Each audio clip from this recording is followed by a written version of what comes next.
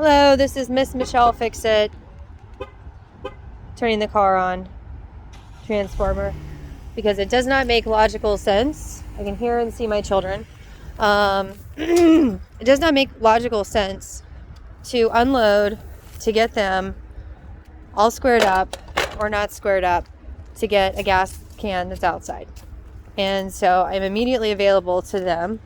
They're within sight and sounds and all that good stuff. And I'm in this like weird gray area where I have to get gas and then I have to pull out the lawnmower and mow the grass because it looks like a forest out here. And this is like one of those things that I do, is I have to do stuff like this. And people are like, how do you do all the crazy stuff that you do? And I'm like, how do I not? I don't really have a choice. Like, this is where I'm at in my life, where, you know, things were squared up, so much so that I got to spend like, I don't know, month and a half back home. And I had to put the top back in convertible mode to make sure that, like, once I do have gas in here, that the gas will not topple over. Like, I am just a very proactive, think about everything kind of person. And like, this vehicle has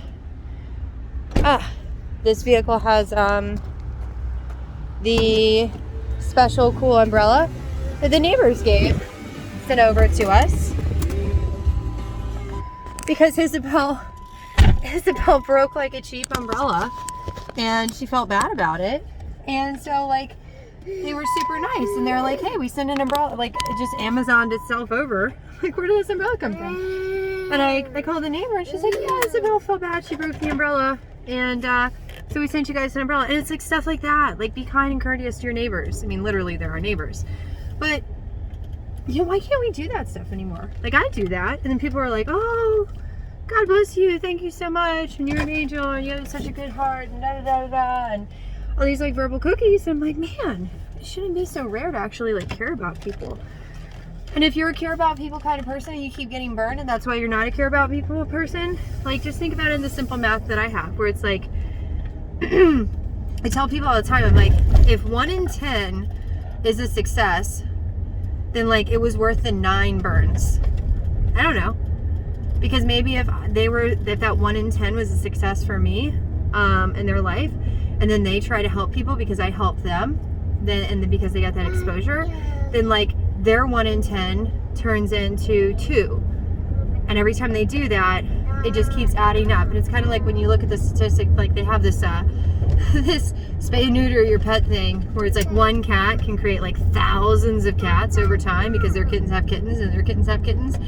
It's the same principle with the nice thing. Like, I hope I'm a happy person in somebody's memory of people. I do. I've helped people with their GEDs. I've helped people with their life stuff. I hope that I'm like the back of the mind voice in some people. Like, I have back of the mind voices where it's like, you know, I'll think of Mr. Marty and hear him and his voice, and he's like, oh, you should do blah blah blah because of blah blah blah. And I'm like, ooh, thank you, Mr. Marty. And like, he's been, you know, not here for a while, but he's still in my head. I still care about him. And I have lots of people like that, and like, I think about them more in different times, and then, like, I don't communicate with them as often as I should. And maybe that's something that I need to do, is like text people or message them or not be so social media dumb and be like, hey, I thought of you and your, like, amazingness and this piece of information that you imprinted on my life. Like, it drives me cuckoo crazy that people will wait until someone is not here anymore and they'll give this amazing eulogy. But did they ever tell that to the person while they were still here on this earth? They didn't. And like, that's just something you got to think about. It's like, if someone's impacted you, and like, I'm going to have to use my own advice on this, because there's quite a few people that positively impacted me, and I need to reach out to them and write a heartfelt thing of like, hey, thank you so very much for this thing. You know, and I know some people do it on Facebook and stuff, and I'm just not really good about it, because I kind of got off of Facebook because I felt like my life blew up and I just had to, like, keep my head down and just survive. And I've very much been in survival mode for several years at this point, and I've never done that before. But you know what? That's all changing. So I'm going to in this, well, I gotta get gas, so I guess this will be like how to put gas in a gas can video. I don't know, a little gas can. Transformer doesn't need gas. This is just gas for the gas can so that I can mowed the grass, and then rushed back over to Manassas. I have to do laundry at Georgetown. And like, I don't know if husband cats co-workers ever see these videos. You're like, man, your wife, like, she does a lot. Like, she talks to herself a lot too. I do. And because I'm special, I want to make sure that the kittens have air conditioning. Radio? Yes, I will give you radio. Oh god, I have a selfie stick, guys. And I still haven't done any self-maintenance. So I need to like touch up my eyelashes. I'm so such a minimalist when it comes to like taking care of myself. And look, I'm such a paranoid person too. And I hope other people adopt this. I don't get out of the vehicle if my keys are in the vehicle because I've had to help rescue people. Not rescue people, but help. Like I used to work at Enterprise. I'm sure that they're not going to get mad if I say that, but like that was a really fun job that I liked. Then anyways, more than a few times, unfortunately enough, there were situations where like parents accidentally lock their children in the car. And so like, this is my philosophy, is if you, we're going to flip it around, if you are getting out of the vehicle and you have your children in the vehicle, or just in general, even if you don't have children, this is like Michelle's words of wisdom, or moments with Michelle. I don't know, I'll find something cute to call it. If you're getting out of your vehicle and you have the keys in the ignition or inside the vehicle, do not get out of that vehicle without having your window rolled down a little bit. Okay, I don't care if it's raining or not. It doesn't matter to me, because you're either gonna lock your keys in that car, which I've done one time, two times in my life in my 93 box Chevy, or bubble body Caprice 350 LT1. And I've never locked my children in, but I've had to help so many people with working at Enterprise and just out and about to convince their children to unlock this stuff, because if they're a baby, they can't do anything with it.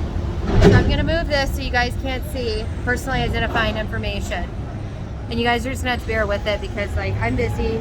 Clearly you're not busy right now, or maybe you are busy thinking this video is going to be something else. But this is just like a day in the life of Mommy Michelle. / like business Barbie Michelle. / like real estate Michelle. / just like lawn maintenance Michelle. Like I don't like mowing grass. I'm going to do it because it needs to happen. But I might end up having to do it barefoot, even though I'm not supposed to. Because I don't know if I have any flippy flops or any work shoes. And these are new shoes and I don't want them to get all stained up. So like sometimes I do dumb stuff, but it's not without thinking about it. So you never know.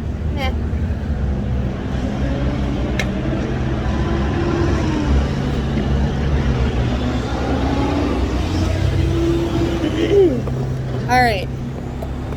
You guys are getting a perspective thing here. You can't see. Woo.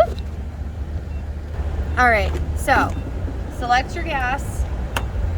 I'm just doing 87. And you put this in here and you want to watch it because it does disperse at a pretty high rate. And you want to watch it. You took your top off, which I took my top off, and I'll take it off again. I did not take that top off. Ha ha ha. Funny stuff.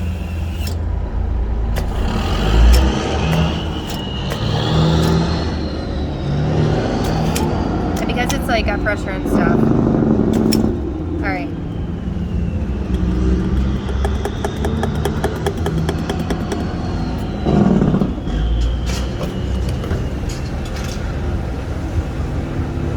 And that was $4.42. So, for everyone there. What happens is whenever you want to like slowly put the gas in there because it's going to like shh. Because it's under pressure and it gets all bubbly and scary and stuff. And so we don't want the scary stuff. But this one was all like yucked up. And I know I could be doing a better job with it, but be mindful that I have children that are in the car and like I'm multitasking. So you just like twist it back on. And you tighten it up. And yeah, it's not in the correct orientation and stuff because I'm not dispensing it. I'm just trying to get it back to being portable. This little guy right here, this little triangle, he exists as a stopper.